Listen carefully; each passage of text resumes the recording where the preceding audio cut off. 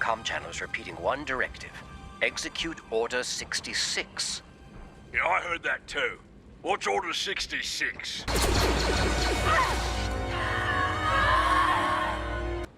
I am not certain. Wait, what? Did something just happen? I've been standing here the whole time. What did I miss?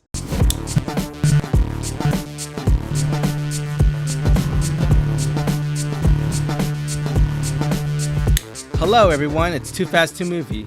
I'm your co-host Jose, and that's Matt over there, the main host, here to talk about episode 1 of the new Star Wars television series, The Bad Batch. Before we begin, be sure to subscribe and hit the bell for notifications. We upload new videos every week, and spoilers ahead. You have been warned. So what'd you think of this episode? It was the first new post-Clone Wars show that we've gotten outside of, I guess, the second season of The Mandalorian.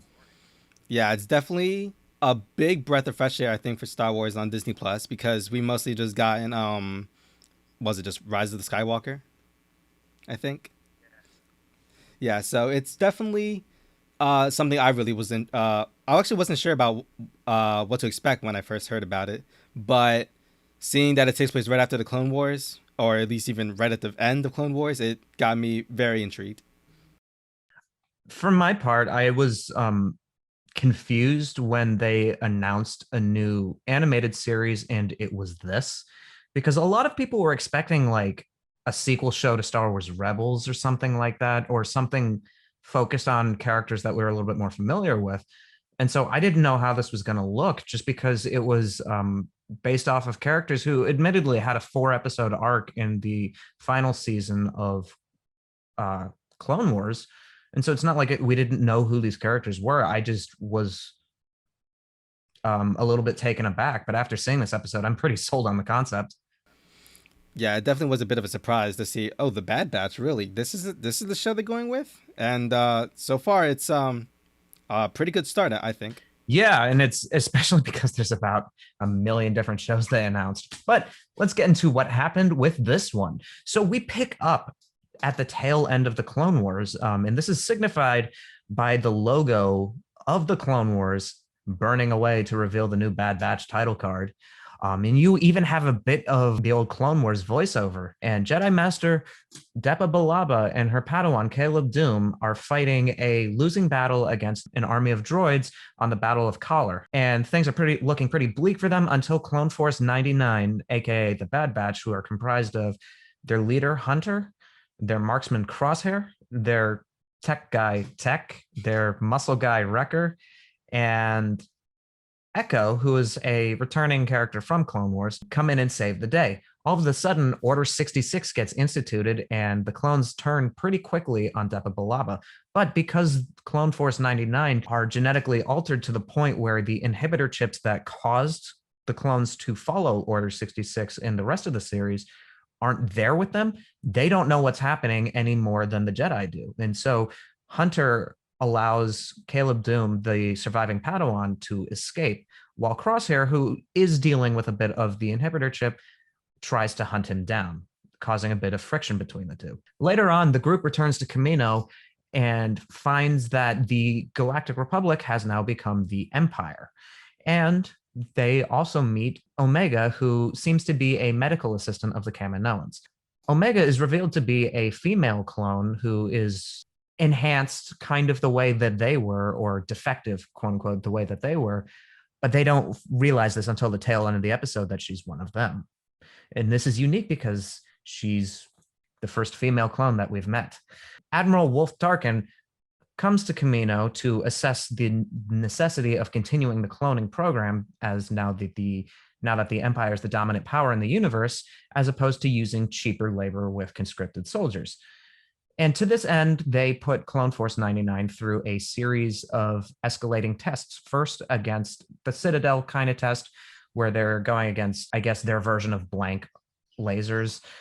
And then again with live fire. And then finally, they get sent to the planet Onderon to take out what they were told were a group of separatist insurgents. But upon reaching Onderon, they realize that the insurgents are really a group of civilians and former Republic soldiers led by none other than Saw Gerrera. Crosshair, who wants to follow the order and still gun them all down, is talked out of it by Hunter, who decides that the right thing to do is to let it go, especially once they realize the Empire, led by Tarkin, have been spying on them. They also realize that Omega is probably in danger once they realize that she is one of them. They return to Kamino to rescue her, but are promptly arrested. Crosshair is separated from the group and is reconditioned to be more loyal to Tarkin than he already was.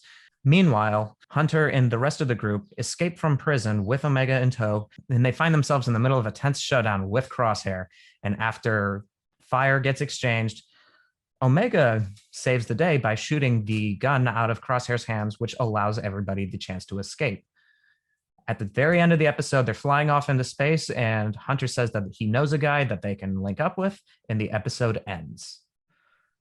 Wow, there's a lot there. Yep. So basically what we have here is season 8 of the Clone Wars. Essentially. And the show kind of visually tells us that it's a little bit wink, wink, nudge, nudge. Yeah, it's season 8 of the Clone Wars, but it's really not at the same time. But the animation style is almost universally in line with what we saw from season 7. The tone is almost the same. But it remains to be seen if it will stay that way or if it will branch out into its own thing. I don't really think it matters all that much which way that goes, because it's a continuation of that story.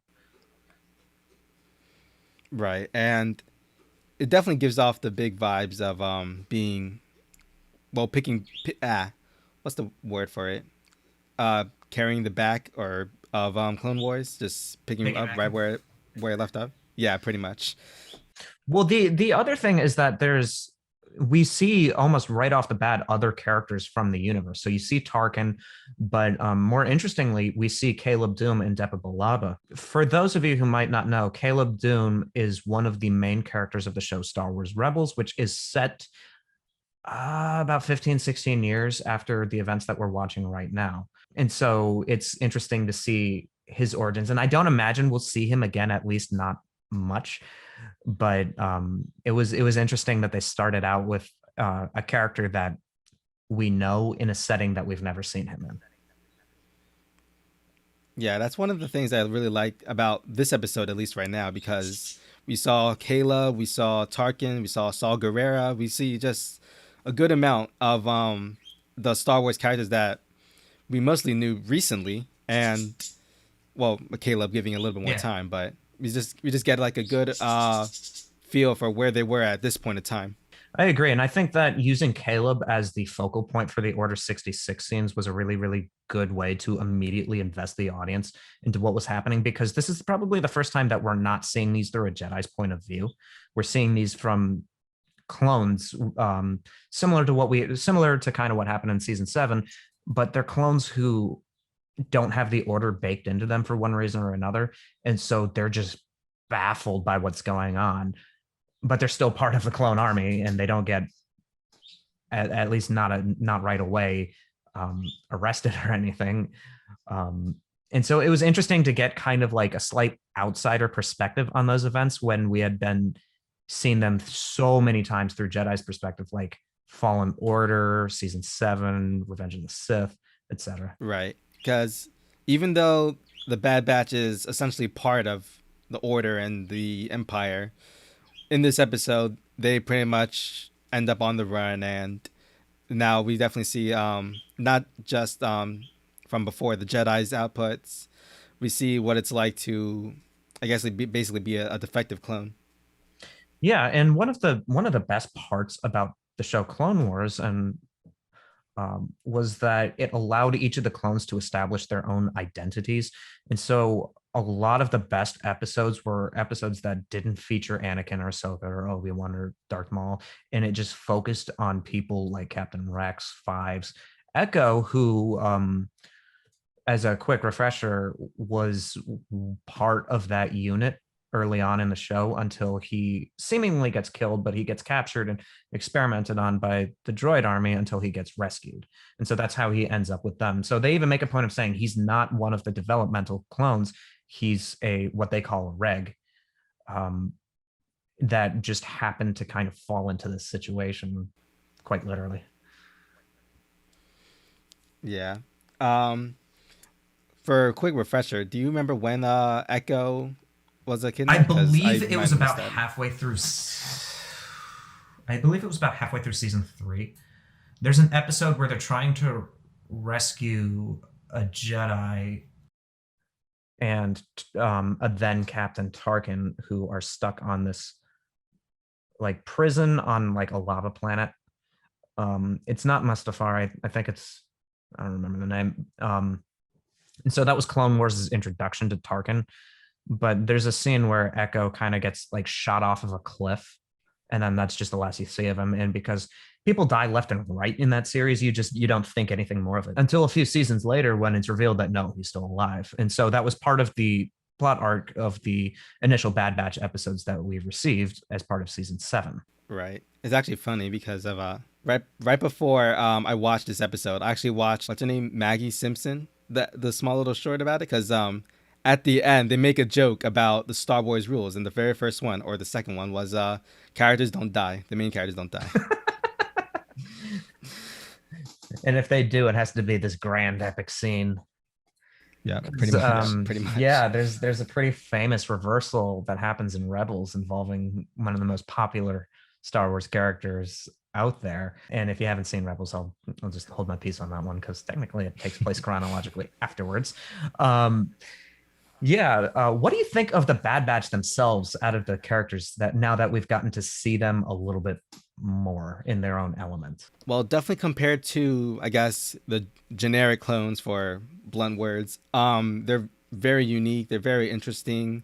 Like, for me, one of my favorite characters is probably between Hunter and Crosshair, just because I have a small little itch towards villainous characters, or just like they give off a very good uniqueness to them. I think I said that already, but I mean, it's like the best way to describe it to me.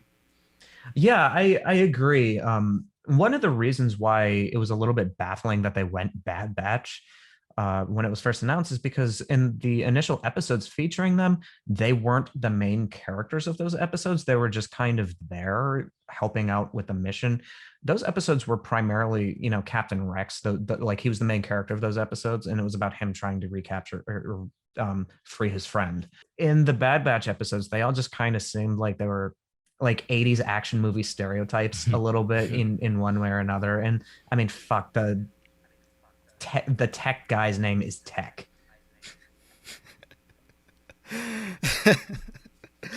Yeah, it definitely has that vibe. I mean, but it's like you get a deeper look at least with a few of them. That was really, really nice to see. So like the conflict between Crosshair and Hunter felt inevitable, but you didn't want it to happen, but you also had no idea where it would go.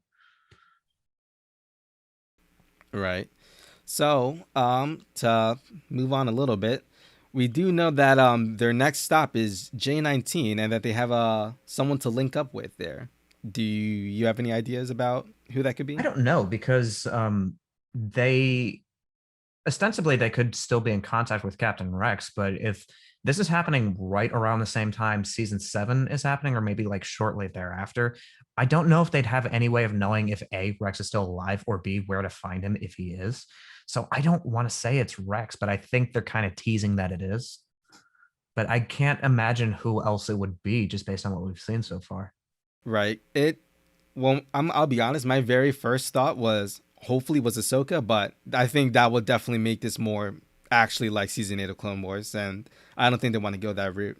I think Ahsoka will appear in this series, but I think we're getting kind of to a saturation point with the character where you kind of have to be careful with how and when you use her, for fear of just having her take over every show there is with Clone Wars. Kind of like how Mandalorian had her in one episode and then just was one and done with it. Yeah, exactly. Just what I was thinking too. Plus, Ahsoka's getting her own show down the line. So. Oh, that's right. That's right. I forgot about that. Yeah. So that should happen. I don't know when that's going to take place, like timeline wise, but it's definitely something I think a lot of the Clone Wars fans are very interested to see. Well, it's really interesting how much a lot of these new characters the entire fan base is just latched onto. Right. Speaking of new characters, what do you think of Omega? Well, Omega leaves me very suspicious about what her importance is, like not just in the show, but just like in general, because we don't know much about her other than like she says that she never shot a blaster before, but then picks one up, shoots what was it, the other blaster, like right off the Yeah, right off his hands. crosshairs. Yeah. So it's very tough to say what, or rather, it's tough to what to think about with her. I'm also a little bit concerned that she also might be have some conditioning there of her own that we're not privy to. Because it seems like the Kaminoans allowed her to escape. When they ask her how she learned to shoot, and she says, "No, I've never held a gun before in my life." That suggests that there's way more there than what we're being told right off the bat. So it's interesting. It could be totally benign, like she's force sensitive or something, but we don't typically see that in clones in this universe. Um, or it could be something a little bit more. I don't want to say she's exactly a plant, but it wouldn't shock me if they tried to make it that way. Yeah, I can see that being a possibility, but I'm not fully sure about how likely that would be. I mean, as it stands right now, it's kind of we're kind of set up for a very, very familiar scenario where it's a group of ragtag rebels running away from the Empire, and with a kid seeing the galaxy for the first time in tow. Except it's very different at the same time in that they're all clones, including her, and there's no chosen one. There's just people who have left their home. Right. So I guess we should probably get ourselves ready to talk about what we either expect to see next or what we want to see next. Well, for my part, I want to see just more fallout from the end of the war, because we haven't really seen the early days of the aftermath of Revenge of the Sith quite like this. I mean, there's like comics and books and such, but we've never seen it play out on screen. Most of the time we see this era, the Empire's already been established for many years by this point. So I'm curious to see the world building that they have in store. Yeah, because if there's one thing that Star Wars really knows how to do, I think it's world building. Besides just memorable characters as well. So to see either where the Bad Batch heads off to next, besides J19, or just to see what other stuff is in store for the show, it should be very interesting and cool. Oh yeah, I totally agree. I'm honestly, I wasn't sure about this coming in, but I'm totally sold on the show now. Yeah, I'm definitely going to be continuing to watch it, especially I don't know when this episode comes out, but definitely Friday when episode 2 is released. And it's brought back my love for Star Wars, since I've been meaning to watch Rebels finally after finishing Clone Wars, and this might be the thing that finally puts me onto it. Yeah, I got to be honest, I was a little bit Star Warsy burned out myself. Just it wasn't really any one thing that did it. It was just maybe I just felt like I needed to take a break from the entire franchise for a little while, because there's just like so much media to consume here.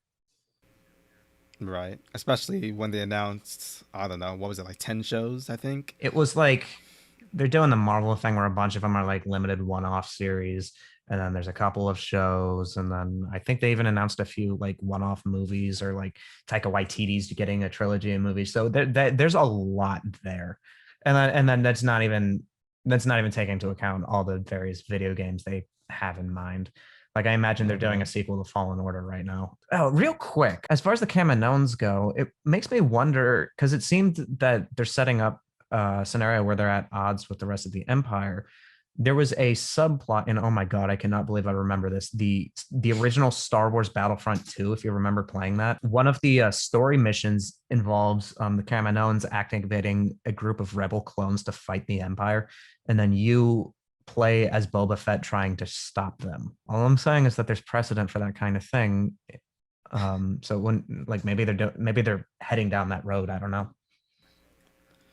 That would really be cool to see, to be honest, because actually I don't know how much of video games tie in with the story for Star Wars, because I know with Fallen Order there's at least some mention, I believe, but personally I actually have not played the original Battlefront 2. Sorry to say that, fans, but I know it's one of the greatest games that I think in the Star Wars video game history.